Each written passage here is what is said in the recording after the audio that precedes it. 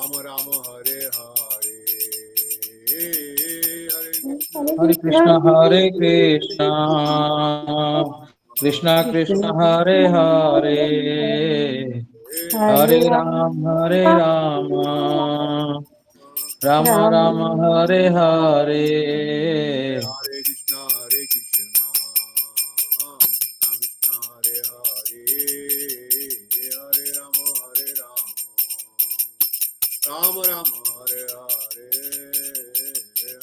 हरे कृष्णा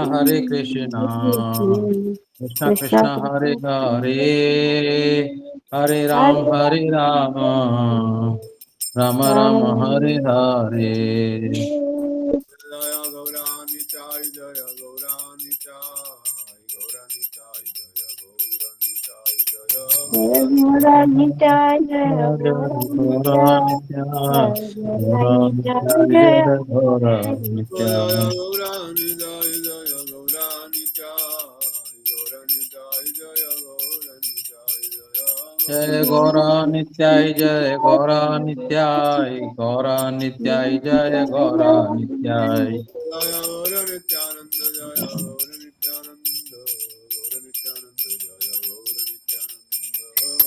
गौर नित्यानंद जय गौर नित्यानंद जय गौर नित्यानंद जय गौर नित्यानंद गौर नित्यानंद जय गौर नित्यानंद जय राधे जय राधे जय राधे जय श्री राधे जय राधे जय राधे जय श्री राधे।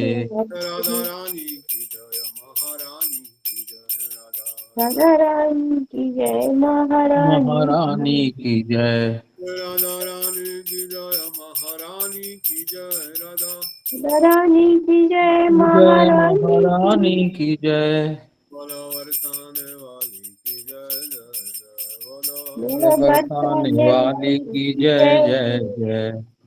जय राधा रानी जय ब्रजबाला जय राधा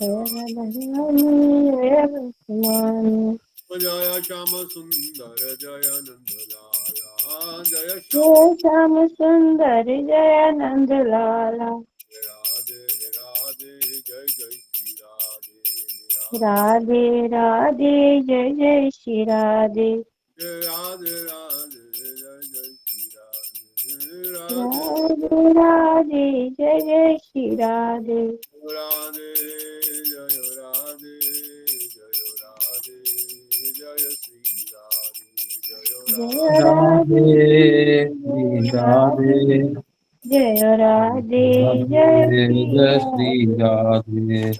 हरि बोल हरि बोल हरि बोल निताई गौर हरि बोल हरि बोल हरि बोल हरि बोल हरि बोल। जय प्रभुपाद प्रभुपाद प्रभुपाद जय श्रीला प्रभुपाद जय जय जय जय श्री प्रभुपाद प्रभुपाद प्रभुपाद प्रभुपाद जय जय गुरुदेव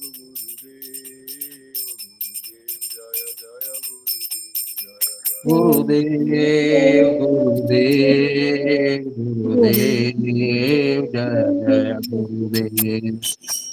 निताई गौर प्रेमानंदे हरि हरि बोल। बहुत बहुत धन्यवाद आप सबका साथ देने के लिए। तो सभा को आगे बढ़ाते हुए सर्वप्रथम परमरादि गुरुदेव नितलीला प्रविष्टम विष्णुपाद परमहंस परिवजिकाचार्य व रसिकाचार्य व युगाचार्य व श्री श्री भक्तिवेदांत नारायण गोस्वामी महाराज जी के अभय चरणों में अनंत अनंत दंडवत प्रणाम करते हुए इनके हेतु कृपा की प्रार्थना करते हैं। तत्पश्चात अभय चरणारविंद भक्तिवेदांत स्वामी श्रील प्रभुपाद पूरे विश्व में सनातन धर्म का प्रचार करने वाले श्री प्रभुपाद जी के चरणों में कोटि कोटि प्रणाम करते हैं। उनके हेतु कृपा की प्रार्थना करते हैं। प्रभुपाद परिकर वृंद से युक्त हो श्री श्री रूप सनातन भट्ट रघुनाथ श्री गोपाल भट्ट रघुनाथ के चरणों में कोटि कोटि प्रणाम करते हैं। ग्रंथ रचयिता श्रीला विष्णु ठाकुर जी के चरणों में कोटि कोटि प्रणाम करते हैं। उनके हेतु कृपा की प्रार्थना करते हैं। श्री राधा गोविंद श्री ललिता विशाखा जू समस्त मंजरी वृंद समस्त सखी वृंद के चरणों में कोटि कोटि प्रणाम करते हैं। परम दयाल परम कृपाल कली पावन अवतारी सचिनंदन गौर हरि के चरणों में कोटि कोटि प्रणाम करते हैं। नित्यानंद प्रभु परम करुण श्री अद्वैत ठाकुर गदाधर पंडित श्रीवास पंडित के चरणों में कोटि कोटि प्रणाम करते हैं। उनके हेतु कृपा की प्रार्थना करते हैं। समस्त गुरुवर्ग जय युक्त हो, हम सब पर कृपा करें। इस ग्रंथ के मर्म को हम हृदय में धारण करके उसकी अनुभूति कर सके, यही उनके चरणों में प्रार्थना है। और सभा में एकत्रित भक्त वृंद सबके चरणों में यथाविधिवत प्रणाम स्वीकार करें। बेटा दीदी, मुनीश प्रभु जी, मुकेश प्रभु जी, हरे चंद्रमोहन कृष्ण प्रभु जी दंडवत प्रणाम। माधवी दीदी दंडवत प्रणाम। धीर कृष्ण प्रभु, हरे कृष्ण दंडवत प्रणाम। माता दंडवत प्रणाम। गीता दीदी, समर्थ प्रभु, प्रवीणामिता, सकल चरणों दंडवत प्रणाम। हरे कृष्ण प्रभु जी दंडवत प्रणाम। तो हम लोग अध्ययन कर रहे हैं भक्ति रसामृत सिंधु बिंदु का, जिसमें हमने मंगलाचरण पढ़ा। उसके बाद प्रथम श्लोक का अध्ययन किया। प्रथम श्लोक में श्री रूप गोस्वामी जी ने भक्ति की डेफिनेशन जो भक्ति रसामृत सिंधु में दी है, उसी चीज का, उसी श्लोक को शिला चक्रवर्ती ठाकुर पाद, क्योंकि यह भक्ति रसामृत सिंधु बिंदु जो है यह कुछ अलग नहीं, भक्ति रसामृत सिंधु का ही सार जो है वह श्रीला विश्वनाथ चक्रवर्ती ठाकुर अभिन्न रूपा गोस्वामी प्रस्तुत कर रहे हैं। इसलिए प्रारंभ में वो भी डायरेक्टली ही भक्ति की डेफिनेशन से शुरू कर रहे हैं, भक्ति क्या है और भक्ति क्या नहीं है। इसमें आप सबको याद है भक्ति की डेफिनेशन क्या है, तो कृपा करके सब लोग एक एक करके बताएं। उत्तम भक्ति की डेफिनेशन क्या है? फटाफट फटाफट फटाफट बोलना है। श्लोक बोल दें, नहीं तो अर्थ बोल दें जो आपको ठीक लगे। अन्य अभिलाषिता शून्यम ज्ञान कर्मादि अनावृतम अनुकूलेन कृष्णानुशीलानां भक्तियुक्तम। वेरी गुड, ठीक है। और बाकी भक्तगण फटाफट। अन्य अभिलाष शून्यम ज्ञान कर्मावृतम अनुकूलेन कृष्ण अनुशीलनम भक्ति उत्तम। Very good. और कोई? फटाफट फटाफट सब लोग बोलते रहे एक एक श्लोक। ये श्लोक भक्ति की डेफिनेशन है। भक्ति की डेफिनेशन तो याद हो, तब तो भक्ति में अंदर घुसेंगे। भक्ति की डेफिनेशन या भक्ति की डेफिनेशन का अर्थ जो आपको ठीक लगे। डेफिनेशन बोलिए, अर्थ बोलिए, जो अभी आपको इजी लगे। The whole idea is to get कि भाई भक्ति है क्या आखिर। बोलिए। प्रवीणा माता, चंद्रमोहन प्रभु, माधवी दीदी तो बिजी होंगी, श्याम सुंदर प्रभु, धीर कृष्ण प्रभु, दीक्षा कहाँ है? बोलो।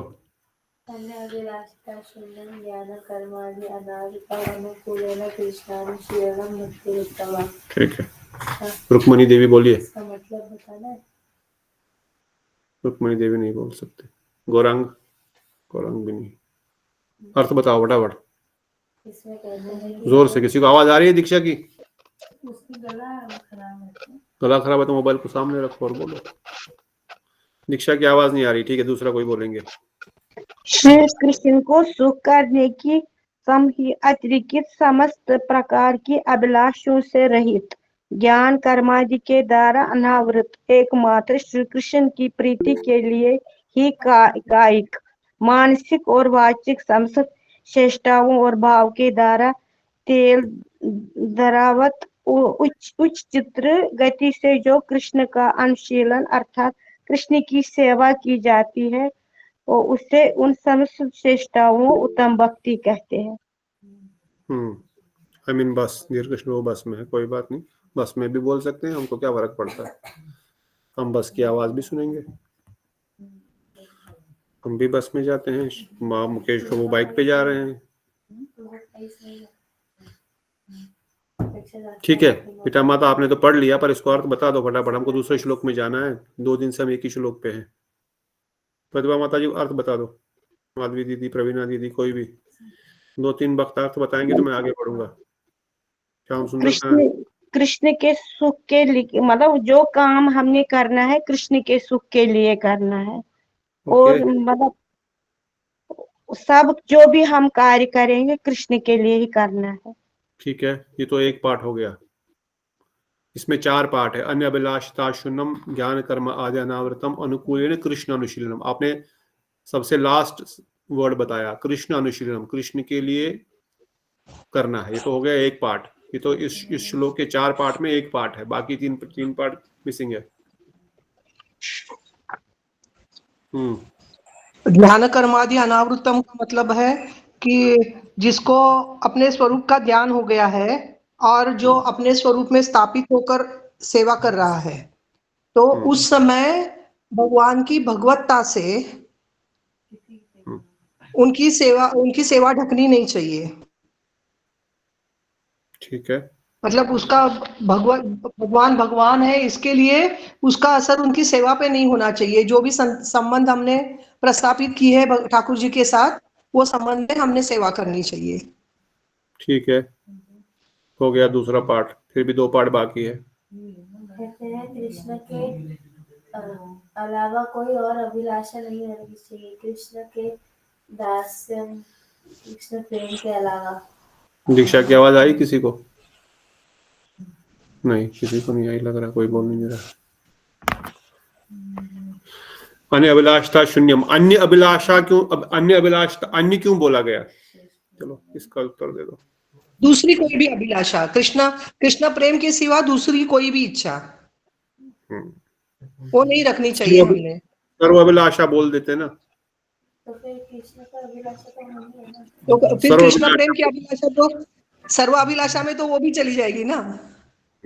ठीक है, प्रतिभा माता समझ गई। प्रवीणा दीदी। प्रभु जी, अन्य अभिलाषिता भाववाचक संज्ञा है, जिसमें जो अपनी संज्ञा है यानी करता है उसका भाव पता चलता है। यानी अभिलाषी जो होता है वो तो होगी अपना कर्म हो गया, यानी संज्ञा होगी, कर्ता हो गया। और अभिलाष जो करता है यानी उसकी वो क्रिया विशेषण हो गया कि उसका चाहते हैं। बाकी हो गया भाव क्या है उसका, अन्य अभिलाषिता यानी वो बारंबार नहीं, कुछ ना कुछ नहीं मांग रहा भगवान से, कभी कुछ नहीं मांग रहा। हाँ, संकट पड़े जैसे द्रौपदी ने मांगा वैसे ही वो यानी भगवान से यानी अपने मालिक से मांगेगा जो भी मांगेगा। तो इसलिए उसको अन्य अभिलाषता शून्यम यानी कोई भी चीज है वो हमें नहीं वो करनी। अन्य अभिलाषता शून्यम ज्ञान कर्मादि अनावृतम, और ज्ञान और कर्म से वो ढकी भी नहीं होनी चाहिए। यानी जो हमारी अन्य अभिलाषता शून्यम 0 हो और ज्ञान और कर्म से अनावृतम हो। अनुकूल कृष्ण अनुशीलनम भक्ति उत्तम, जो यानी हमारे भगवान के अनुसार ही है, जो भगवान जी ने नियम बनाए हुए हैं उनके अनुसार, हमारे गुरु वर्गों ने दिए हैं उनके अनुसार हम सिर्फ हम केवल हम अपने श्री कृष्ण भगवान की युगल किशोर किशोरी की ही करें। यही भक्ति शुद्ध भक्ति और यही भक्ति उत्तम भक्ति है। मुझे यही फर्स्ट 2 पार्ट तो बड़े अच्छे बताए आपने। अनुकूल कृष्ण अनुशीलनम थोड़ा सा और बताइए। अनुकूलम कृष्ण अनुशीलम यानी कृष्ण जी के जो अनुशीलन है, अनुसरण जो करते हैं, जो उनके नियम बने हुए हैं उनके अकॉर्डिंग ही हमने चलना है, उन्हीं के अकॉर्डिंग ही। अनुकूल यानी उसी के, कोई भी प्रतिकूल जो भी उन्होंने नियम बनाए उन्हीं के अनुकूल चलना, प्रतिकूल कुछ काम नहीं करना। Very good. और अनुशीलनम? तो यही भक्ति शुद्ध भक्ति है, उत्तम भक्ति है। ठीक। अनुशीलनम? अनुशीलनम होते कि हम जो भी यानी भगवान जी ने जो भी बनाए हुए हैं, जो नियम हमारे लिए बनाए, हम उन्हीं का अनुसरण करें, अनुशील करें उन्हीं को। यानी जो भी उनके हमारे अनुकूल ही बनाए गए हैं, जो उन्होंने प्रतिकूल है, जो भी उनकी यानी प्रतिकूल जाए हम उनकी ओर ध्यान ना दे, उनकी तरफ जाए ना। ठीक है, और कौन बताएंगे? आप 2-4 दिन नहीं थे, परंतु हम ये पहले भी पढ़ चुके हैं। आप अनुशीलनम प्रभु जी, बताइए। आ रही है, बढ़िया। अनुशीलनम का तो ये जो हमारे जैसे गोपियों के अनुगत्य में करना है, वो उनके अनुगत्य में करने को अनुशीलन करना है। ठीक है,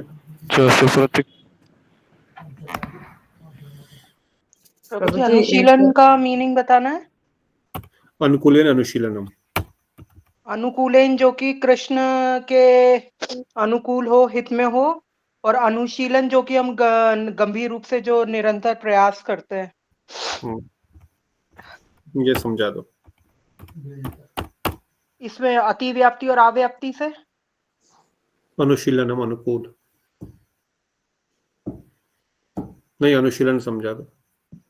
आपने वो बताया था ना कि चेष्टा रूप है हाँ हाँ, अनुशीलन। वो तो एग्जांपल दे सकते हो, पर डेफिनेशन तो पहले समझा दो। हम कृष्ण जो अनुकूलेन कृष्ण अनुशीलनम, मतलब जो कि हम भक्ति करते हैं, उत्तमा भक्ति की डेफिनेशन में कि जो कि हमें वो भक्ति करनी है जो कि कृष्ण के अनुकूल हो, और कृष्ण अनुशीलनम मतलब कि हम जिसका निरंतर गंभीर रूप से प्रयास करते रहेंगे।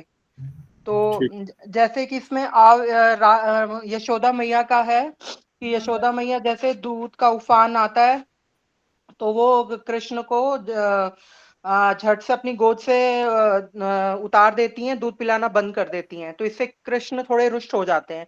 तो इससे देखा गया है कि ये भक्ति में थोड़ा दोष है, पर इसमें ये है कि अव्याप्ति, क्योंकि वो यशोदा मैया का जो भाव था वो कृष्ण के हित के लिए था कि वो दूध से उनके लिए अधिक व्यंजन और वो सब बना पाएंगी। और दूसरा इसी भक्ति में उसका है अतिव्याप्ति का दोष, जबकि मुष्टिक और दूसरा कौन था, चारुन और मुष्टिक, तो वो मतलब भक्ति मतलब निरंतर वो भी भगवान का नाम लेते थे, पर उनका भाव गलत था कि वो उनको अपना शत्रु समझते थे। पर उनसे युद्ध करने में कृष्ण को वो रुचि थी, मतलब उनके रुचिकर था कि उनको उसमें वीर रस का आनंद प्राप्त हो रहा था, पर किंतु उनके हृदय में उनके प्रति जो भाव था वो नेगेटिव वो था, तो इसलिए वो कृष्ण के रुचिकर नहीं था, इसलिए उसमें वो भक्ति होते हुए भी वो उसमें अति व्याप्ति का दोष है। तो इसलिए हमें उत्तमा भक्ति की डेफिनेशन में वही है कि जो ऐसी भक्ति करनी है जिसमें जो कि कृष्ण के अनुशीलन यानी कि निरंतर हम उनका ही ध्यान में हमारे हर कार्य जितने भी हमारे अभी बताए थे कर्म जितने भी होंगे, नित्य कर्म, नैमित्तिक और आगे जो भी, हर उसमें हमें कृष्ण को ही केंद्र रखना है हमारे हर कर्म में। तो वो कृष्ण के अनुकूल होना चाहिए, और अनुशीलन कि हमें उसका निरंतर प्रयास करना चाहिए कि चेष्टा से हम प्रवृत्ति और निवृत्ति रूप कायिक, वाचिक, मानसिक रूप से हम करते हैं प्रयास, और दूसरा तो भाव। ठीक है, एवरीवन क्लियर? भक्ति फिर से आखिरी बार तो नहीं, फिर से एक बार, अन्य अभिलाषता शून्यम सब लोग समझ गए। दूसरी कोई अभिलाषा नहीं होनी चाहिए, कृष्ण सेवा की अभिलाषा होनी चाहिए, इसलिए अन्य शब्द का प्रयोग पहले किया गया, नहीं तो अभिलाषा शून्यम बोल देते, सर्व अभिलाषा शून्यम बोल देते, पर अन्य अभिलाषता शून्यम इसलिए बोला गया कि भाई ऐसा नहीं समझना कि कोई अभिलाषा ही नहीं चाहिए, हम निराकारी नहीं, हम ब्रह्म ज्योति वाले नहीं है, हम मोनी बाबा नहीं है, हमारी कोई अभिलाषा ही नहीं है। हमारी अभिलाषा है, हम वैकुंठ में नहीं जाना चाहते, हम लोग इवन सायुंज मुक्ति नहीं चाहते, उनकी अन्य अभिलाषा शून्यम होती है, उनकी अभिलाषा शून्य हो सकती है। हमारी अभिलाषा है, हमारी डिजायर है, पर हमारी डिजायर क्या है? हमारी डिजायर है आपकी सेवा करने की, आपके धाम में आपके साथ रह करके केवल आपकी सेवा करने की हमारी एकमात्र इच्छा, और दूसरी कोई इच्छा नहीं है हमारी। जो कि एक मिनट रोकूंगी, अब वो मेरे को याद आया अन्य अभिलाषिता वाला कि जो द्रौपदी का था, उनकी बार बार मांगने की प्रवृत्ति नहीं थी, उन्होंने केवल संकट के समय में, जो अन्य अभिलाषिता मतलब बार बार मांगने की प्रवृत्ति होती है। हाँ, प्रवीणा माता जी ने कवर किया था, करेक्ट।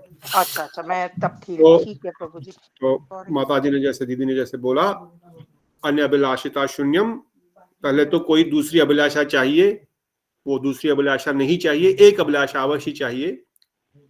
व्यवसायत्मक बुद्धि एकाकर करो नंदना, आपकी व्यवसायत्मक बुद्धि जो यहाँ वहां भटक रही है उसको एक करो सबसे पहले, और क्या करो, उसको केवल कृष्ण भक्ति में लगाओ। इसलिए दूसरी कोई अभिलाषा नहीं, न संसार की, न भोग की, न मोक्ष की, न कामनाओं की, न देवताओं की, न कुछ भी नहीं, बस कृष्ण प्रेम भक्ति, कृष्ण सेवा की अभिलाषा। ये इसलिए बताया गया अन्य अभिलाषिता शून्यम। अभिलाषिता शब्द इसलिए बताया गया, जो दीदी ने बताया, अभिलाषा नहीं बताया, अभिलाष नहीं बताया। अन्य अभिलाषी मतलब इनकी बहुत सारी अभिलाषाएं हैं, ये अन्य अभिलाषी है, बहुत सारी अभिलाषाएं, पर अन्य अभिलाषिता क्यों? क्योंकि हाँ कभी कभार संकट में एक आध बार कभी भगवान से प्रार्थना किया तो इसका मतलब ये अभक्त हो गया, ऐसा नहीं। द्रौपदी ने मांगा, पर द्रौपदी बहुत बड़ी भक्त है, पांडु इवन प्रहलाद महाराज से भी बड़ी भक्त है, जिसने कभी नहीं जिंदगी में मांगा कुछ भगवान से। प्राण भी संकट में आए तब भी नहीं मांगा। प्रहलाद महाराज ने प्राण संकट में हाथियों से कुचलने के बाद भी कुछ नहीं मांगा। द्रौपदी के प्राण संकट में आ गए, उन्होंने मांग लिया। क्या भगवान उनको नहीं बचाते? उनको भी बचाते। जब प्रहलाद महाराज को बचाया उनको नहीं बचाते, उनको बचाते, उनके नीचे परिकर है। पर फिर भी उन्होंने मांगा, पर उन्होंने मांगा इसलिए वो छोटे भक्त हो गए, ऐसा नहीं। उन्होंने मांगा फिर भी वो प्रहलाद महाराज से 2 गुना ऊपर है। प्रहलाद महाराज से बहुत ऊपर उनकी भक्ति है, क्योंकि उनका संबंध भगवान के साथ प्रीति है, सेवा करते हैं, सेवा भावना है। प्रहलाद महाराज ज्ञान मिश्र भक्त है, उनको लगता है भगवान सर्वे सर्वा, भगवान को क्या दूंगा मैं, क्या पानी का गिलास पिलाना, क्या उनको पानी पिलाएंगे, वो तो सबको देने वाले हैं, वो पानी थोड़ी पीते हैं। उनके अंदर ऐश्वर्य का मूड है, इसलिए उनकी भक्ति में सेवा भावना नहीं है। जबकि द्रौपदी की भक्ति में सेवा भावना है। ठाकुर जी आओ, बैठो, आप हम राजसूय यज्ञ करेंगे, आप आएंगे, हम आपको सबसे पहले आपका ये करेंगे, क्या बोलते हैं उसको, सर्वप्रथम पूजा, उसी बहाने आपका दर्शन करेंगे, आपके चरण धोएंगे, आपको खिलाएंगे पिलाएंगे। उनके प्रति ममता है। तो भले ही उन्होंने कुछ मांग लिया एक बार संकट में आने से उनकी भक्ति नीचे हो गई, नहीं, उनकी भक्ति फिर भी टॉप मोस्ट है। क्योंकि प्रहलाद महाराज को भी कुचला गया हाथियों से, पर उन्होंने कुछ नहीं मांगा। उनको तलवारों से काटा गया, उन्होंने कुछ नहीं मांगा। देखा जाए बाहरी तरीके से तो अरे इनकी भक्ति तो ज्यादा बड़ी है भाई, ये तो देखो कुछ मांगा ही नहीं, मरने तो भी तैयार हो गए। यहाँ तो प्राण बस संकट में आ गए थे, दुर्वासा मुनि बस खाना खाने आया था, भोजन करने आया था, उन्होंने उनको बुलाना पड़ा कृष्ण को। नहीं, इससे फर्क नहीं पड़ेगा आपने एक आध बार प्राण संकट के समय ठाकुर जी से मांगा तो नहीं मांगा। किससे फर्क पड़ेगा? आपको ठाकुर की सेवा प्रवृत्ति कितनी आपके हृदय में है। इसलिए अन्य अभिलाषिता 0 होनी चाहिए, 0 होनी चाहिए। ज्ञान कर्म से ढकी नहीं होनी चाहिए, पहले ही बताया। अगर हमारा भगवान के साथ प्रीति है, भगवान कुछ भूखी नहीं लगती है, तो हम भोग क्यों लगाएंगे? फिर भोग किस लिए लगाना है? भगवान को ठंडी नहीं लगती तो फिर कंबल क्यों देना है उनको? वो थकते नहीं तो शयन क्यों कराना है उनको रोज जा करके? अगर वो भगवान तो शयन क्यों कराना है, भोग क्यों लगाना है, खाना क्यों खिलाना है, स्नान क्यों करना है, अभिषेक क्यों करना है? वो तो भगवान है। नहीं, वो मेरे बालक है, वो मेरे प्रियतम है, वो मेरे सखा है, मेरा कर्तव्य, मुझे उनसे प्रीति, मैं उनकी सेवा करूंगी। अगर उनको मैं सेवा नहीं करूंगी तो उनको ठंड लगेगी, उनको भूख लगेगी। इवन विग्रह के प्रति भी ये भावना, जब साक्षात होंगे सामने तब तो करनी ही करनी है। इसलिए तो विग्रह सेवा दी जाती है गृहस्थियों को, इवन मठवासियों को भी। आप पहले विग्रह में भगवान की सेवा करना शुरू करो, तब जाकर के धीरे धीरे जब ठाकुर जी के पास जाओगे उनकी सेवा करने की प्रवृत्ति आएगी। जीव को अपनी सेवा करने की निरंतर प्रवृत्ति है बस। जीव को क्या, इवन वैकुंठ जगत में जाने वाले भी, इवन द्वारिका में भी नारायण कृष्ण द्वारिकाधीश की भी सेवा पर हमको भी कुछ मिलेगा, हमको भी कुछ आनंद मिलेगा उनकी सेवा करने से। परंतु केवल गोलोक वृंदावन धाम में गोपियों की एकमात्र चेष्टा है कि हम केवल कृष्ण प्रसन्नता के लिए कार्य कर रहे हैं। ऑल्दो हमको भक्तों को उससे करोड़ करोड़ गुना आनंद मिलेगा। भक्तों को श्याम सुंदर की सेवा करने से करोड़ों करोड़ों गुना आनंद मिलता है। इस जगत का तो कहना ही क्या, इस जगत के आनंद की तो कंपैरिजन ही नहीं है। स्वर्ग आदि का तो ब्रह्मलोक का तो कंपैरिजन नहीं, वैकुंठ का भी कंपैरिजन नहीं कर सकते। परंतु उनकी इच्छा नहीं कि मुझे आनंद मिले इसलिए मैं भक्ति कर रहा हूं या कर रही हूं। उनकी इच्छा भक्ति करने की इसलिए नहीं कि मुझे आनंद मिलेगा, श्याम सुंदर की सेवा करके मुझे आनंद मिलेगा, इसलिए भक्ति नहीं कर रहे। वो केवल श्याम सुंदर की भक्ति श्याम सुंदर की प्रसन्नता के लिए कर रहे हैं, राधा रानी की सेवा राधा रानी की प्रसन्नता के लिए कर रहे हैं। उनको आनंद वानंद भी नहीं चाहिए, वो ऑटोमेटिक मिल जाएगा, करोड़ों अरबों गुना मिल जाएगा, पर उसके लिए नहीं कर रहे हैं। इसलिए वो अभिलाषा नहीं, वहां पर 0 अभिलाषा है। और क्योंकि सेवा करने की भावना है, और किस प्रकार की सेवा करनी, ममता के साथ मेरा संबंध रखते हुए, इसलिए उनको भूख भी लगेगी, उनको ठंड भी लगेगी, उनको याद भी आती है, उनको चिंता भी होती है, उनको गोपियों के प्रति विरह भी होता है, आज नहीं मिले तो मर जाऊंगा। उसके लिए इंतजाम करना है राधा श्याम सुंदर को मिलाने के लिए। वो रात भर रास नृत्य करे, थक गए, उनके चरण भी दबाने पड़ेंगे, ये थक जाएंगे। अभी देखो 1 घंटे 2 घंटे 3 घंटे 4 घंटे से इतना नृत्य कर रहे हैं, रास कर रहे हैं, राधा गोविंद ललिता विशाखा समस्त सखीगण, तो मंजरियां देख नहीं रही कि वो थक गए हैं। अगर भगवत बुद्धि आएगी तो थकेंगे कैसे? चरण क्यों दबाना? फिर चरणों में तेल मालिश क्यों करनी है? स्नान क्यों कराना है उनको? वस्त्र क्यों लगाने हैं राधा रानी? क्यों? क्योंकि ममता है। हाँ, हमको सेवा करनी है, थकते भी है, तभी तो प्रेम होगा, तभी तो सेवा भावना आएगी। इसलिए ज्ञान कर्म से अनावृत। अनुकूलेन अनुशीलनम आपने सुना,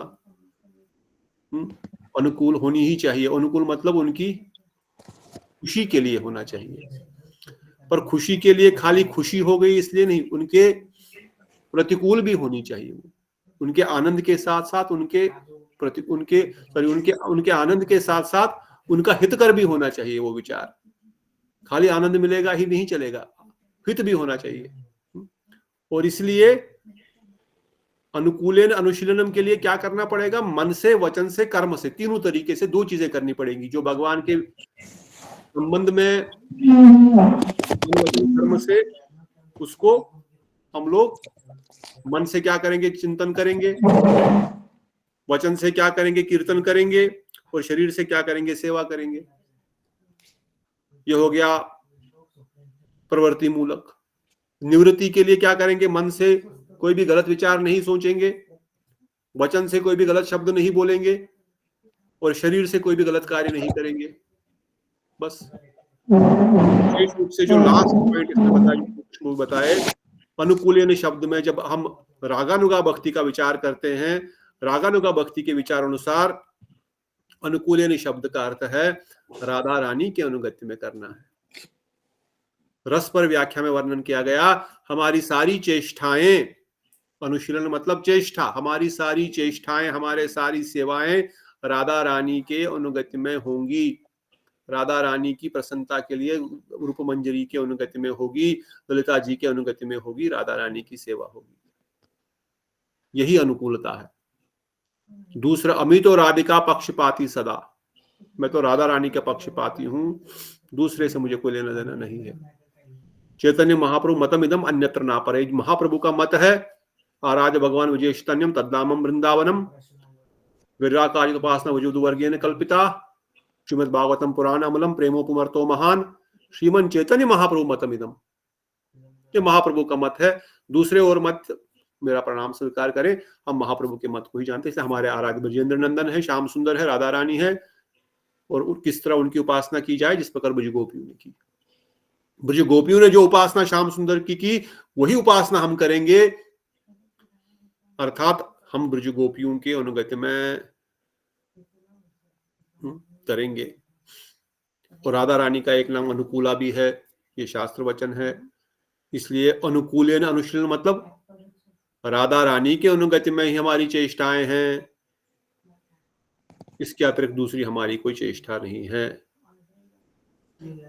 रस के समय जब गोपियां अभिमान हुआ कृष्ण केवल उनके साथ ही रास कर रहे हैं, उसी समय कृष्ण रास से अंतर्ध्यान हो गए थे।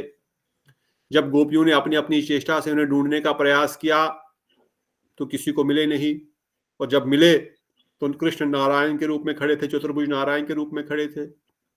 नारायण तो रासलीला करते नहीं, सबने उनको प्रणाम किया, आगे बढ़ गए, फिर से तड़प रहे हैं। परंतु जो गोपियां राधा रानी के अनुगत्य में थी, राधा रानी के पीछे पीछे चल रही थी, राधा रानी के आगे नहीं, राधा रानी के पीछे पीछे उनके अनुगत्य में, उनके अंडर चल रही थी। और जब राधा रानी ने श्याम सुंदर को देखा जो नारायण रूप चतुर्भुज धारण करके खड़े थे पेड़ के नीचे, तब क्या हुआ नारायण को? तब नारायण का क्या हुआ? क्या हुआ नारायण का? चतुर्भुज से द्विभुज, अपना सारी भुजाएं अंदर हो गई उनको देखते ही। 2 भुजें अंदर, 2 भुजाएं अंदर हो गई और सबने श्याम सुंदर का दर्शन कर लिया। जो राधा रानी के अनुगत्य में नहीं थी वो कहाँ चली गई? वो तो भटक रही है, घूम रहे बीबी, कहाँ है श्याम सुंदर, कहाँ है श्याम सुंदर, भटक रहे, तड़प रहे हैं। पर जो राधा रानी के अनुगत्य में थे उन सबको दर्शन हुआ कि नहीं हुआ? यही है अनुकूलेना। अनुशीलन मतलब चेष्टा। इसलिए भक्ति की डेफिनेशन अच्छे से सबने समझनी है। बार बार याद करो, रट लो इसको, जैसे तैसे समझने का प्रयास करो।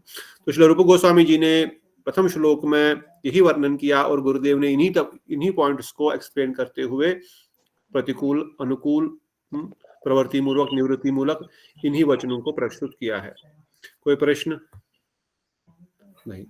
तो आगे बढ़ते हैं। दूसरा श्लोक में जो हमने कल उसका अर्थ पढ़ा कि भक्ति क्या है, भक्ति कितने प्रकार की है, भक्ति क्या है, उसके उत्तर में, उसके अर्थ में बता रहे हैं। पूर्वती उत्तमा भक्ति, ऊपर जो उत्तमा भक्ति की डेफिनेशन दी गई है वो 3 प्रकार की होती है, साधन भक्ति, भाव भक्ति और प्रेमा भक्ति। ये साधन भक्ति भी वैधि और रागानुगा भेद से 2 प्रकार की होती है। यहां यदि कोई यह पूर्व पक्ष के करे कि उत्तमा भक्ति भी 2 प्रकार की मानी जानी चाहिए, साधन रूपा साधन भक्ति और साध्य प्रेमा भक्ति, भाव भक्ति को दूसरी साध्य रूप में प्रेमा भक्ति के अंतर्गत मान लिया जाए, फिर 3 भेद स्वीकार करना की आवश्यकता ही क्या है? नहीं, यह आशंका सर्वथा निराधार है। उत्तमा भक्ति 3 प्रकार मानी जाती है, जाननी चाहिए। इसके लिए संगत कारण है। भक्त रसामृत सिंधु के में साधक भक्त का लक्षण इस प्रकार बतलाया गया है, अर्थात जिन्होंने हृदय में कृष्ण विषय की रति भाव तो आविर्भूत हो गई है, किंतु अभी तक विघ्नों की निवृत्ति बलिबांति नहीं हो पाई है तथा कृष्ण साक्षात्कार की योग्यता भी उपस्थित हो गई है, उसे साधन भक्त कहते हैं। साधक भक्त के इस लक्षण से स्पष्ट होता है कि साधक के हृदय में रति का दूसरा नाम भाव है। ये भाव भक्ति का आविर्भाव होने पर भी विघ्नों की पूर्ण रूप से निवृत्ति नहीं हुई है। मैंने कहा खाना दे रहा हूँ। समझ रहे कि नहीं? अगर नहीं समझ रहेंगे तो यहां से समझिए। अभी हम दूसरे श्लोक में समझ रहे हैं भक्ति कितने प्रकार की है। बताया गया भक्ति जो है वो 3 प्रकार की है। कौन कौन सी भक्ति होती है 3 प्रकार की? साधन भक्ति, प्रेम भक्ति, भाव भक्ति। Very good. अब साधन भक्ति क्या होता है? साधन भक्ति क्या होता है? साधन क्या होता है? साधन साध्य को प्राप्त करने के लिए भक्ति की साध्य को प्राप्त करने के प्रोसेस को साधन बोलते हैं। यहां से कहां पे आप रह रहे हैं? मथुरा जाने का साधन क्या क्या है? क्या साधन है? ट्रेन, बस, जहाज, अपनी गाड़ी लेके जाओ, गाड़ी लेके जाओ। तो हमारा साध्य क्या है? हमको करना कि जाना कहाँ है? मथुरा जाना। और जाने के लिए क्या क्या मीडियम है? ट्रेन, बस, जहाज, ट्रेन, अपनी गाड़ी। इसलिए इनको क्या बोलते हैं? साधन। अरे जाने का साधन क्या है? बोलते नहीं, साधारण हिंदी शब्द है। साधन क्या है? यहाँ से दिल्ली जाने का साधन क्या है? यहाँ से कैसे जाएंगे? क्या क्या प्रोसेस है? कैसे जाएंगे? क्या साधन है? मतलब साधन भक्ति से साध्य की प्राप्ति होती है। जहां हमने जाना है उसको वहां जाने के लिए क्या प्रोसेस है, कैसे जाएंगे वहां पर, इसलिए बताया ये साधन भक्ति है। फिर बताया दूसरी भाव भक्ति है, फिर बताया तीसरी प्रेमा भक्ति है। अब भाव भक्ति प्रेमा भक्ति को आगे आगे डिफाइन करेंगे, पर बोलते हैं साधन भक्ति भी 2 प्रकार की है।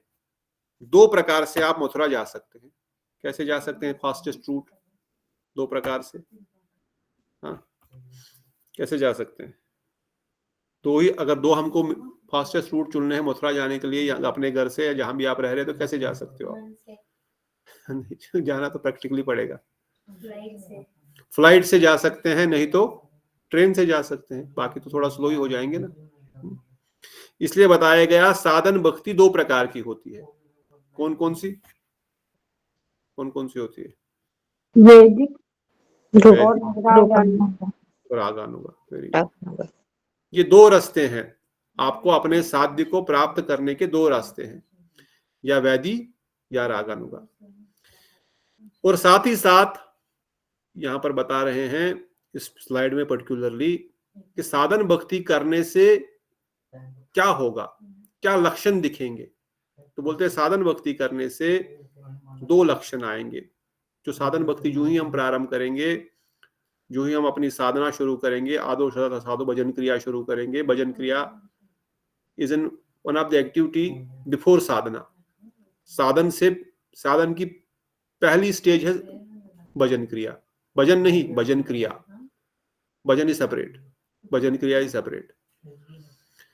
अर्थात भजन क्रिया प्रारंभ करते ही या साधन में प्रवेश करते ही 2 चीजें होंगी। क्या होगी 2 चीजें? क्लेश अग्नि और शुभदा। क्या होता है दोनों, बताइए फटाफट। क्लेश अग्नि शुभदा क्या होता है? जो भी कलेश हैं वो मतलब जो भी हैं वो खत्म हो जाएंगे, और हम्म, शुभदा है जो हम भक्ति करना आरंभ करेंगे। ठीक, सब शुभ होना शुरू हो जाएगा। ठीक है, आगे जाएंगे शुभ इसमें, होना शुरू हो अभी ज्यादा जाएगा। उसमें डिटेल में नहीं घुसेंगे। भाव भक्ति के स्टेज पे जब आदमी पहुंचेगा तब भी दो वहां पर उसको लक्षण दिखेंगे। तब दो पत्ते और निकलते हैं इस भक्ति लता बीज में। कौन कौन से? मोक्ष, लोकता, कृता और सुदुर्लभा। क्या होते हैं ये दोनों? साधारण शब्दों में, ज्यादा डिटेल में नहीं, जैसे आपने पहले बताया। मोक्ष, जैसे लोकता, प्रभु जी कृता।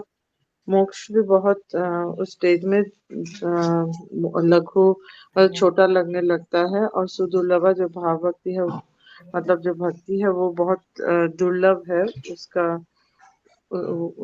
वैसा प्रतीत होने लगता है।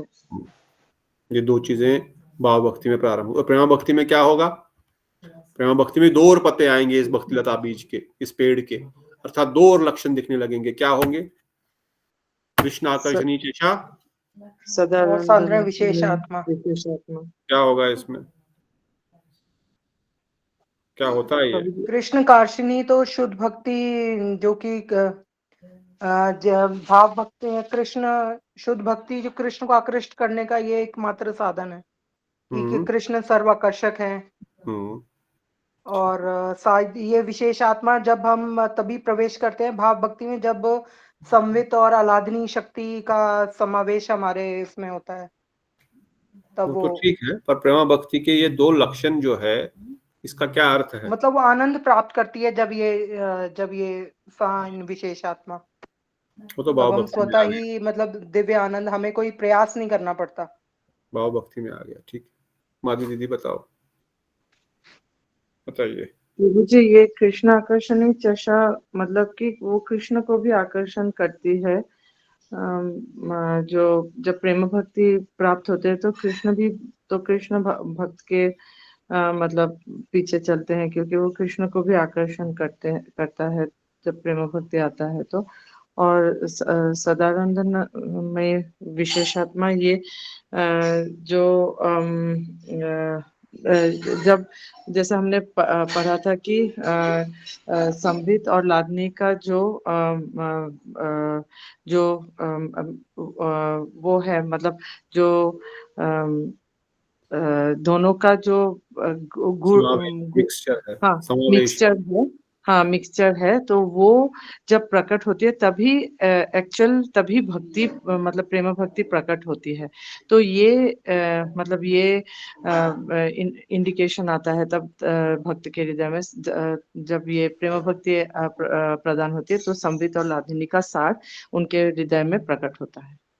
चंद्रकांत दीदी बताओ, क्या होता है प्रेम भक्ति के लक्षण दोनों? आप आ गए वापस बेंगलोर, बहुत अच्छा, मैं अभी देख रहा आपको। नहीं, जम्मू में। इधर ही है। हाँ जी। जम्मू को मजा आप बेंगलोर आ गए प्रभु जी? मैं तो आ गया वापस, हफ्ता हो गया। अच्छी बात है, अच्छी बात है। प्रभु जी भी है उधर, अकेले हैं? हैं? प्रभु जी भी है कि अकेले ही है? नहीं, मैं पमी दीदी के घर में। बहुत अच्छा। अच्छा, प्रभु जी अपने घर में। चलो, कोई तो चाहिए यहाँ भी। ठीक है, मैं इसको कवर करता हूँ। सदा सांद्रंद विशेष आत्मा प्रेमा भक्ति का लक्षण है। आप जो बता रहे हैं शुद्ध सत्व विशेष आत्मा, किसका लक्षण है? क्या वो प्रेमा भक्ति का लक्षण है या भाव भक्ति का लक्षण है? मंजरी दीदी। प्रभु जी, ये जो ये निद्रा विशेष आत्मा और कृष्ण कार्षिणी तो ये भाव भक्ति का लक्षण है। अरे कहाँ है? प्रेमा भक्ति तो इसके बाद आएगा। स्लाइड पे तो देखो क्या लिखा हुआ है। आप कहाँ हो? प्रेमा भक्ति में, हाँ, श्री कृष्ण कार्षिणी और ये प्रेमा भक्ति में। भाव भक्ति का लक्षण क्या भाव था? भक्ति में मोक्ष, लघुता और सुदुर्लभा। तो जो आप दोनों बता रहे हैं शुद्ध सत्व विशेष आत्मा, ये किसका लक्षण है? ये कब शुरू होता है? कौन सी स्टेज में आता है? ये भाव भक्ति के बाद ये स्टार्ट होता है, जब हमारे ये सब, जब हमें मोक्ष भी लघु वो तुच्छ लगने लगता है।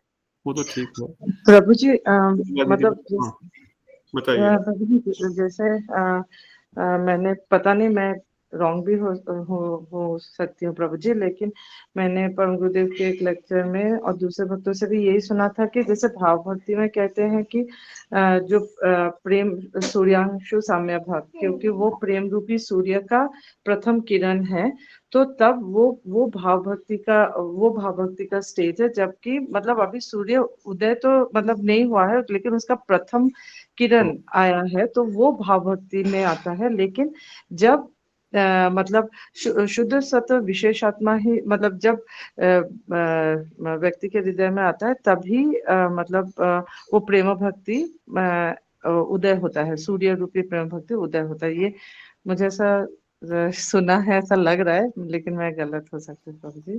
धन्यवाद। ठीक है, तो हम लोग भाव भक्ति का जो लक्षण है वो है सूर्य की पहली किरण अवश्य, पर भाव भक्ति की स्टेज में ही जो है भगवान का दर्शन, एक अंग दर्शन, सर्वांग दर्शन, लीला दर्शन शुरू हो जाता है।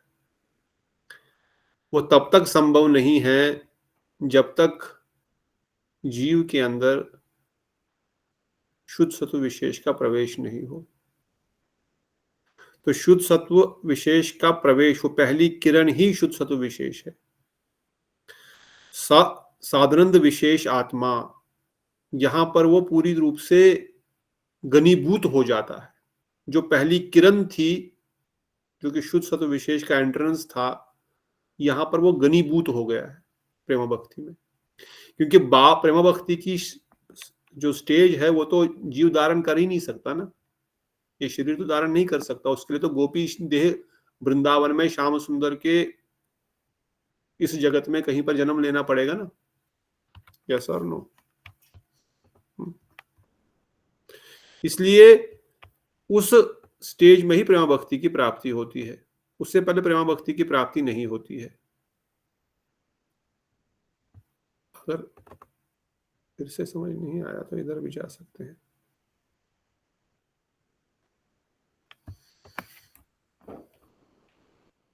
ठीक है, नहीं तो हम बाद में, if you still have any confusion we will cover it again. परंतु अभी इतना समझना है कि साधन भक्ति की स्टेज में जो लक्षण है वह शुभदा है, क्लेश अग्नि है। भाव भक्ति की स्टेज में जो दो पत्ते निकलते हैं उसमें मोक्ष लोकताकृता और क्या था दूसरा, मोक्ष दुर्लभ लगता है। प्रेम भक्ति की अवस्था में सांद्रंद विशेष आत्मा और कृष्ण आकर्षणी चेष्टा, ये कृष्ण को भी आकर्षण करती है, और जो आनंद की अनुभूति है वो बहुत ही अधिक घनीभूत हो गई है। जो कि भाव भक्ति में जो शुद्ध सत्व विशेष आत्मा जब एंटर किया था, वो रे जब एंटर हुई थी, वो रे अपूर्ण प्रकाशित होकर के घनीभूत सूर्य के भांति प्रकाश हो चुका है। और प्रेमा भक्ति कोई भी इस साधक देह में प्राप्त नहीं कर सकता। इस साधक देह की अवस्था भाव भक्ति को समझने की है। प्रेमा भक्ति ब्रज गोपियां, सखा या 5 रस में स्थापित जो साधक है, जब वह उस स्थान पर जन्म लेते हैं जहां पर श्याम सुंदर अपने नित्य परिकरों के साथ लीला कर रहे हैं, तब ये साधक जो भाव भक्ति की स्टेज को क्रॉस करके अब प्रेम भक्ति में प्रवेश किया है, वहां पर जन्म लेगा और फिर अपने लास्ट जो उसका कुछ जो कलमश होंगे उनको दूर करके भी फिर वो कृष्ण लीला में उनके साथ सेवा आदान प्रदान करेंगे, और उसके बाद उनके साथ ही गोलोक वृंदावन धाम भी जाएंगे। किसी अवस्था में, भाव भक्ति की अवस्था में ही श्याम सुंदर पूर्ण रूप से दर्शन देते हैं, जैसे गोप कुमार जन शर्मा की हमने लीला में सुना दर्शन भी दिया, लीला का दर्शन भी किया, और साथ ही साथ उनके साथ ही वो उनके धाम में उनको लेके गए। ऐसा भी संभव है।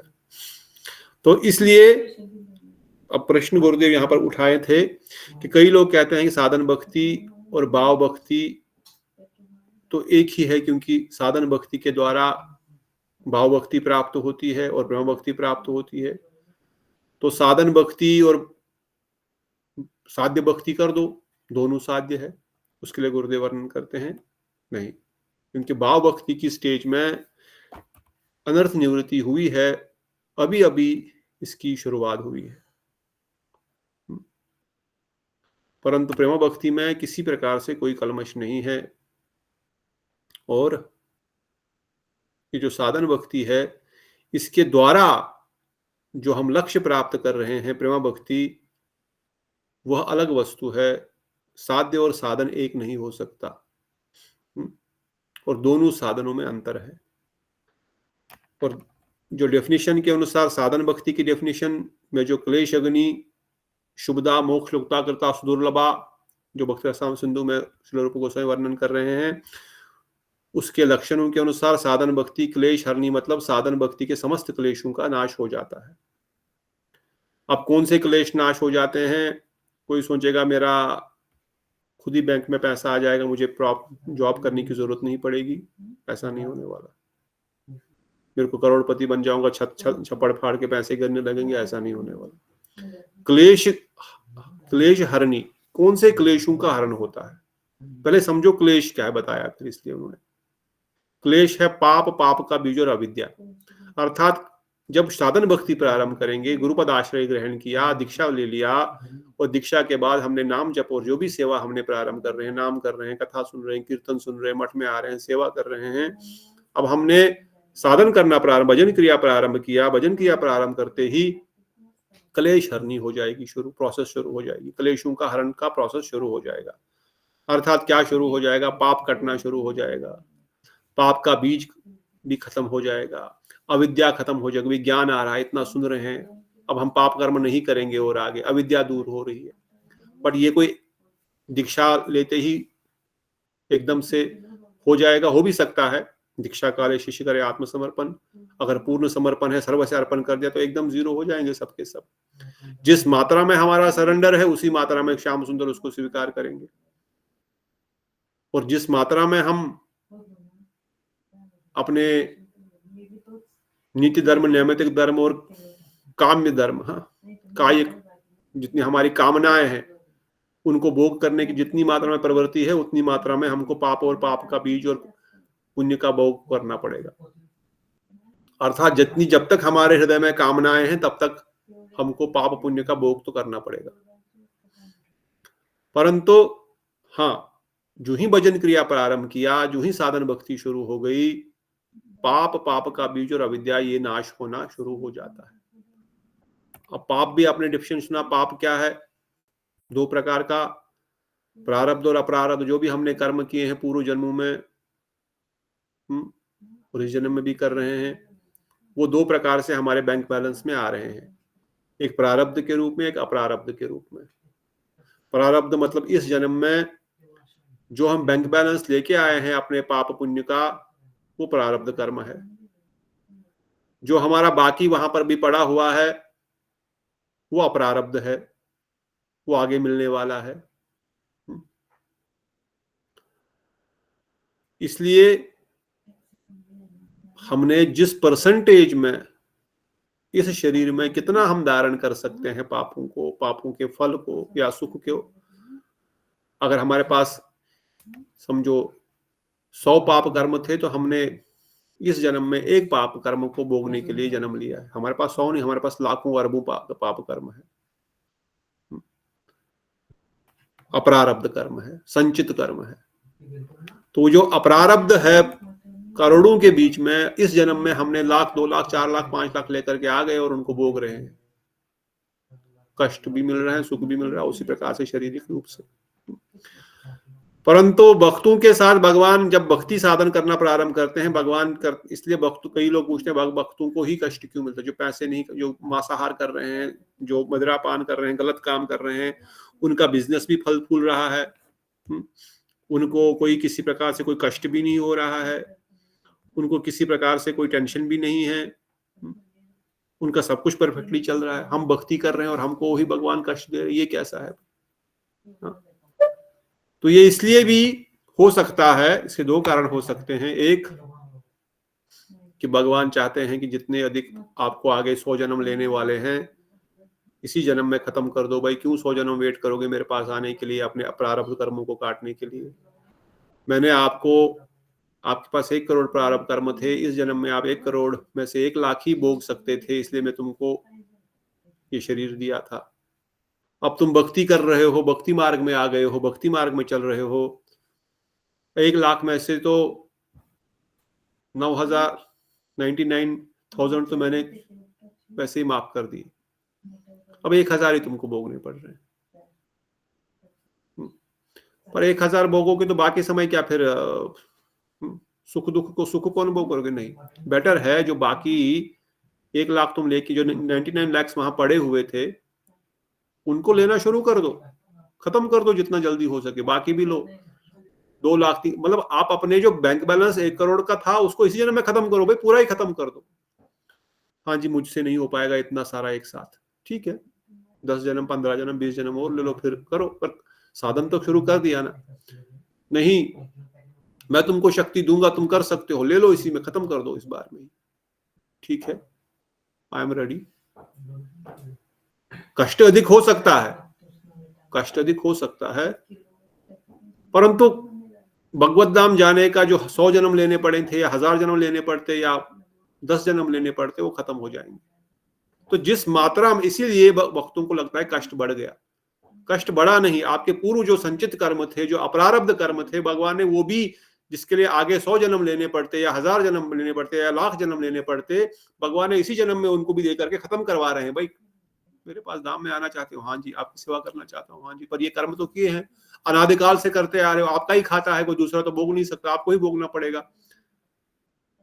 इसलिए कभी कभार ऐसा लगता है कि भक्तों के साथ कष्ट अधिक हो रहा है, कभी कभार ऐसा लगता है अरे वो इनके साथ ऐसा कष्ट, इतने सीनियर वैष्णव, इतना सब कुछ समर्पण मठ में करते रहते हैं, ऐसा करते हैं, फिर ऐसा कष्ट क्यों हुआ?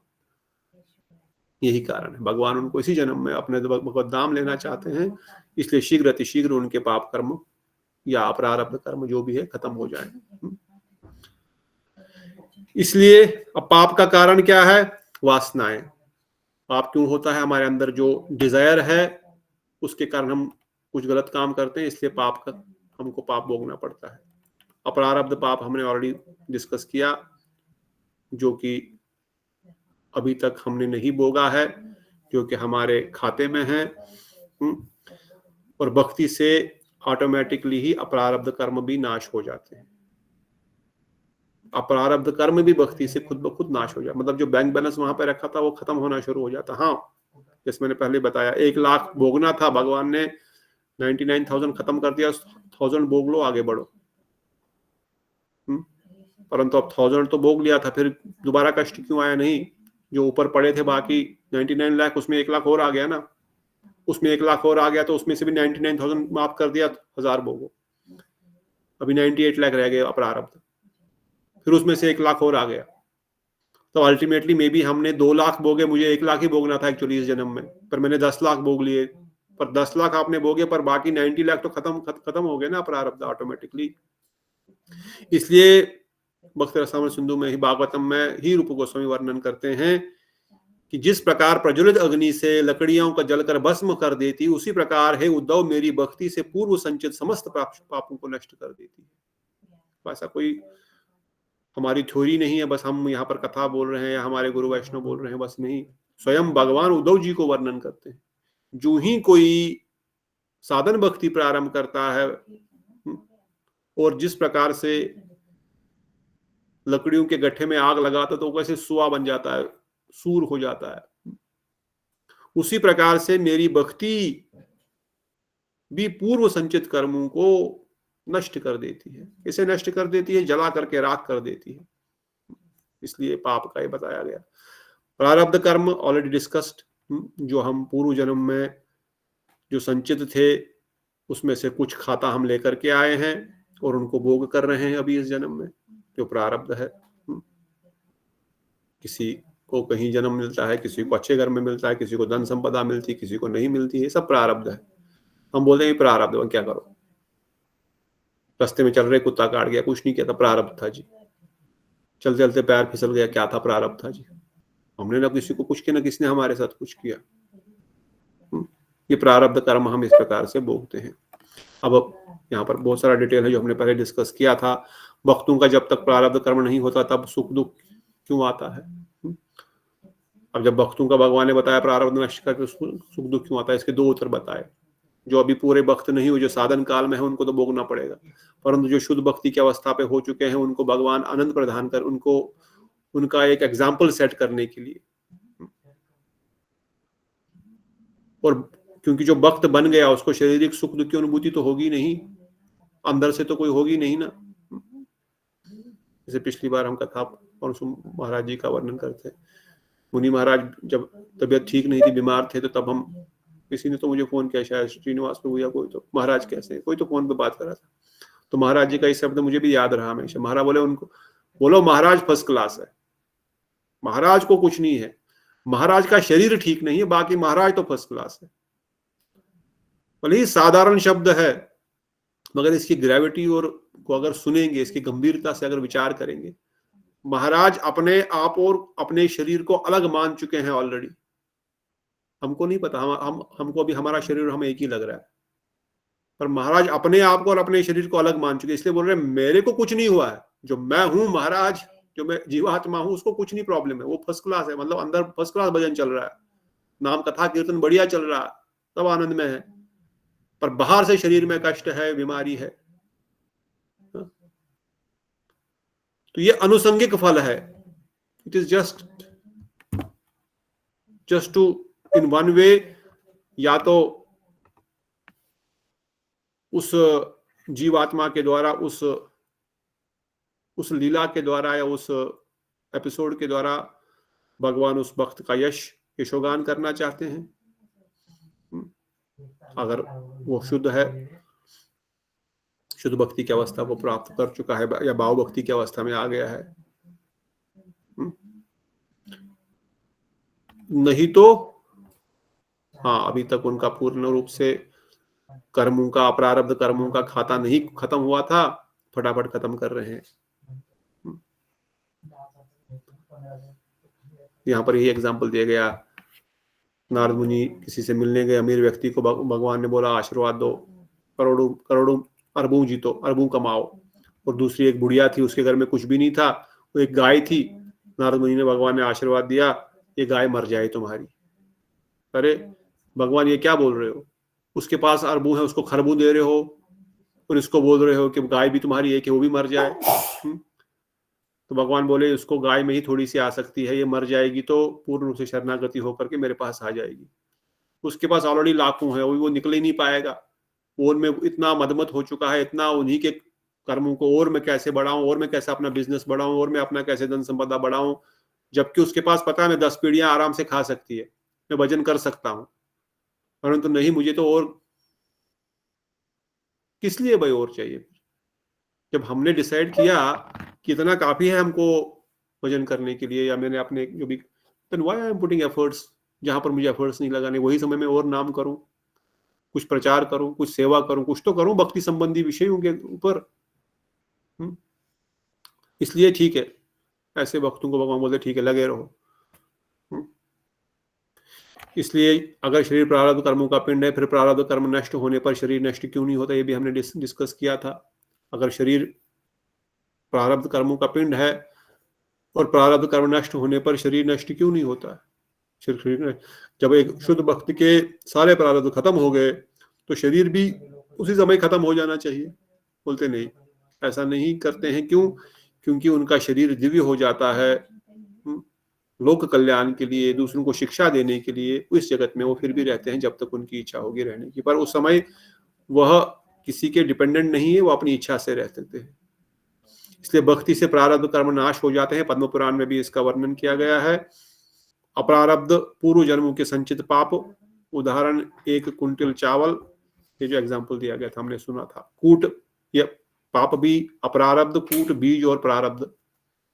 प्रारब्ध हम समझ गए थे, अप्रारब्ध जो अभी वापस हमने नहीं लाया है, जब अभी तक पड़ा हुआ है वहीं पर पड़ा हुआ है, पर हम जो भक्ति कर रहे हैं उनके लिए तो मिल रहा है, भगवान उसको सफाई कर रहे हैं। पर जो लोग भक्ति मार्ग में नहीं है उनका वो संचित कर्म वहीं पड़ा हुआ है एज इट इज, और उसमें वो और जोड़ रहे हैं इस जन्म के पाप कर्मों को, किसी को कष्ट दे करके, मांसाहार करके, मदिरापान करके, जुआ खेल करके, जीव को कष्ट दे करके, माता पिता भाई बंधुओं की सेवा न करके, धरती माता की सेवा न करके, समाज की सेवा न करके, और पापों को बोझ रहे हैं, क्योंकि उन्होंने तो भक्ति की नहीं है। उनको तो यही सब करके अपने खाते को खाली करना था, पर वो भराई जा रहे हैं। और प्रारब्ध तो वो भोग रहे हैं। और कूट और बीज में इतना ही अंतर है, जो बीज तत्व उन्मुख है, अर्थात जो अभी फूलने, मतलब एक बीज लगा दिया है, बस अंकुर आने वाला है, हाँ, अभी तैयार है उसका रिजल्ट आने के लिए। और कूट मतलब होता है अभी तक वह तैयार नहीं हुआ है अंकुरित होने के लिए। यही अंतर है। दोनों कूट और बीज ऑलमोस्ट सेम ही है, जस्ट दो स्टेजेस है पाप कर्म की। एक तैयार हो चुका है, जो जैसे यहाँ पर एग्जांपल दिया गया, चावल के एक बोरी में से हमने एक बकेट चावल निकाल लिया है, उसको डाल दिया है खेत में, उसमें तो दान आ गई है, और एक बकेट और रखा हुआ है। एक तो धो करके रखा हुआ है, मतलब वो तैयार है, उसमें अभी अंकुर आने ही वाले, क्योंकि धो करके रखा हुआ है, फिर उसको जमीन में डालेंगे, और अभी तक एक धोया नहीं है, वो कूट है। परंतु भक्ति, शुद्ध भक्ति, स्कंद पुराण वर्णन करता है, चाहे कूट है, चाहे पाप है, चाहे अप्रारब्ध है, ये सबको एक साथ नष्ट कर देता है।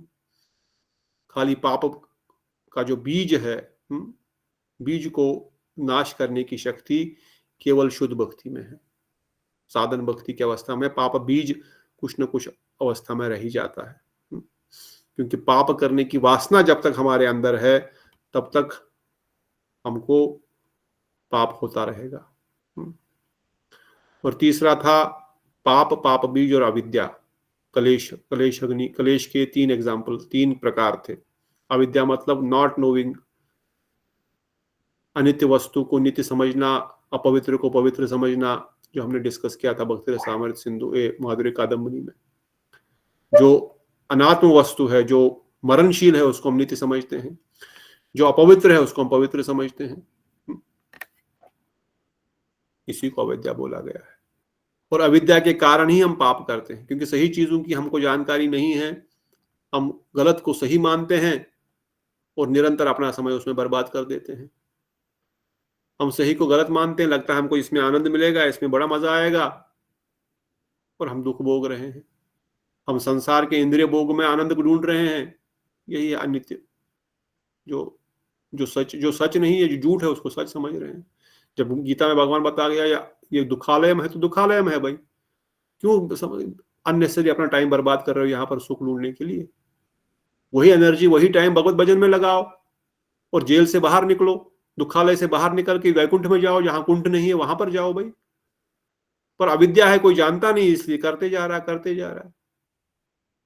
इसलिए साधन भक्ति प्रारंभ करने से ही यह कलेश अग्नि खत्म हो जाती है और शुभदा प्रारंभ हो जाता है।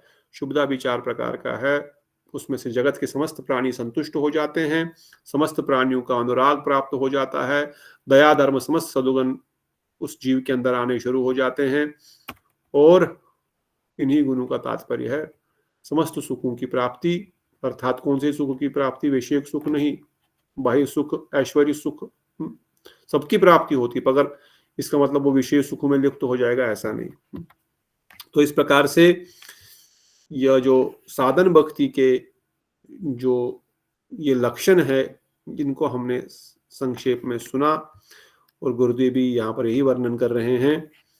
पहले तो वर्णन कर रहे हैं कि किस प्रकार से साधन भक्ति के प्रकार है, पुण्य क्या है, पाप क्या है, पाप बीज क्या है, और फिर साधन भक्ति की डेफिनेशन समझाते हुए तीसरे श्लोक में इसके तात्पर्य में वर्णन करते हुए इन्हीं विचारों को गुरुदेव स्पष्ट रूप से वर्णन कर रहे हैं। फिर प्रेमा भक्ति, भाव भक्ति क्या है उसकी डेफिनेशन बता रहे हैं, जो हम थोड़ा बहुत अभी भी सुन लिए, थोड़ा सा इसको कल और पढ़ेंगे। और प्रेमा भक्ति की डेफिनेशन को भी श्रील चक्रवर्ती ठाकुर पाद ने जो इस प्रकार से वर्णन किया, उन्हीं चीजों को गुरुदेव यहाँ पर वर्णन किए हैं। और स्वरूप ब्रह्म, ये अनर्थ निवृत्ति, असत तृष्णा, इन सब विचारों को भी जो पीपीटी में था वही शब्दों में यहाँ पे वर्णन किया गया है। हम इसको पढ़ भी सकते हैं कल, और फिर हम तीसरे श्लोक में प्रवेश करेंगे। पहले इसको थोड़ा सा पढ़ेंगे ताकि ये भी क्लियर हो जाए कि भाव अवस्था में भगवत पार्षद देह, निर्दूत कषाय और मूर्छित कषाय, जो 3 अवस्थाएं हैं, जो नारद मुनि का पूर्व जन्म था, दासी पुत्र नारद मुनि, और नारद मुनि जो भगवत देह प्राप्त पार्षद किए। एट हाई लेवल आज हमने भक्ति के 3 भक्ति की डेफिनेशन सुनी। फिर से 3 प्रकार की भक्ति किस प्रकार की है, साधन भक्ति, साध्य भक्ति, प्रेमा भक्ति, और उसमें डिटेल में साधन भक्ति के जो 2 साधन भक्ति करने से 2 पत्ते निकलते हैं इसमें भक्ति लता बीज के, क्लेश अग्नि, क्लेश हरणी और शुभदा, ये दोनों ही डिटेल में कि क्लेश क्या है और क्लेश कैसे दूर होंगे साधन भक्ति करने से, इसके बारे में हमने समझा। कल शुभदा को थोड़ा सा समझेंगे और फिर भाव भक्ति और प्रेमा भक्ति में भी संक्षेप में एंटर करेंगे। कोई प्रश्न हो तो पूछ सकते हैं, समय तो चला जाता है, पता नहीं लगता है। Any question? No question means आप सबको ठीक से समझ ये सेशंस की रिकॉर्डिंग हो रही है ना? हो रही है। श्याम सुंदर प्रभु ने भेजा था दोपहर में। 2 दिन में नहीं आ पाऊंगे तो उसके लिए। कहाँ जा रहे हो आप? प्रभु जी उसमें जा रही हूँ, बती उसकी भांजी की एंगेजमेंट में रांची। बहुत अच्छे। कल ही जा रहे हैं? कल ही जा रहे हैं सुबह। ठीक, रिकॉर्डिंग भेज रहे हैं प्रभु जी, आप रिकॉर्डिंग सुन लीजिएगा। बाकी थोड़ा बहुत पहले भी पढ़े हैं, बढ़िया रिवीजन। और कोई प्रश्न किसी का? अगर नहीं तो ध्यान रखिए, क्लेश दूर होगा साधन भक्ति से, और साधन भक्ति प्रारंभ करने से ही अप्रारब्ध प्रारब्ध समस्त पाप दूर होंगे। पर साधन भक्ति उसके लिए करना पड़ेगा, खाली जानने से नहीं होगा। साधन भक्ति के अंगों को हम निरंतर पालन करें, परंतु साधन भक्ति भी रागानुगा विधि से करनी है, वो हम आगे आगे सुनेंगे। इन्हीं वचनों के साथ आज की सभा को विराम देते हैं। बोलो श्री राधा गोविंद गोपीनाथ मदन मोहन ललिता विशाखा जू की जय। सचिनंदन गौर की जय, सनंद राम की जय, अनंत अनंत कोटि वैष्णव वृंद की जय। जय हो। गुरु श्री प्रभुपाद की जय, श्री गुरु महाराज की जय। निताई गौर प्रेमानंदे हरि हरि बोल। टाइप करके हरि बोल। दंडवत प्रणाम प्रभु जी, हरे कृष्णा। हरे कृष्णा प्रभु जी, दंडवत प्रणाम। दंडवत प्रणाम प्रभु जी, जी। दंडवत दीदी मनीष प्रभु जी दंडवत प्रणाम। दंडवत प्रणाम, दंडवत प्रणाम प्रभु जी। दीदी प्रभु जी, दंडवत प्रणाम प्रभु, नीतू दीदी, धीर कृष्ण हरे प्रभु, कृष्णा प्रभु जी, दंडवत प्रणाम आपके चरणों में। प्रणाम। गौर प्रेमानंदे हरि हरि बोल। जय जय राधे श्याम, सबको मिले श्री वृंदावन धाम की जय। जय हो। जय प्रभु जी।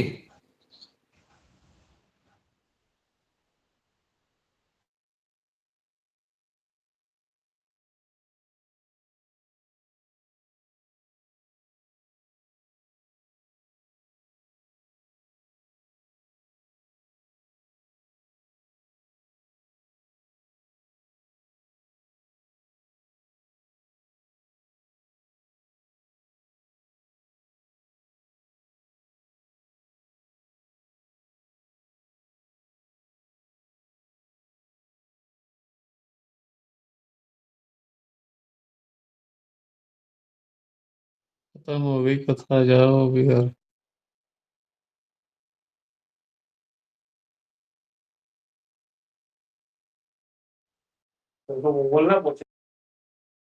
शिक्षा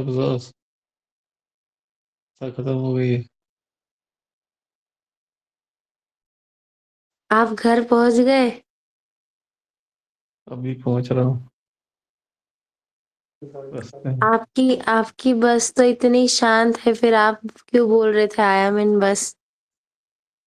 अरे वो तो मैं हेडफोन लगाया फिर तब जब मैं खड़ा था तब थोड़ी ना कोई शांत थी। तो मुझे सीट मिल गई, फिर मैं से हेडफोन लगाया, फिर इसलिए तुमको लगा वो नॉइस नहीं आया, नॉइस कैंसलेशन वाला हेडफोन लगाया ना। तब तक तो मैं खड़ा था, तब तो चढ़ रहा था, उतर रहा था, फिर जब मैं बैठ गया आराम से तो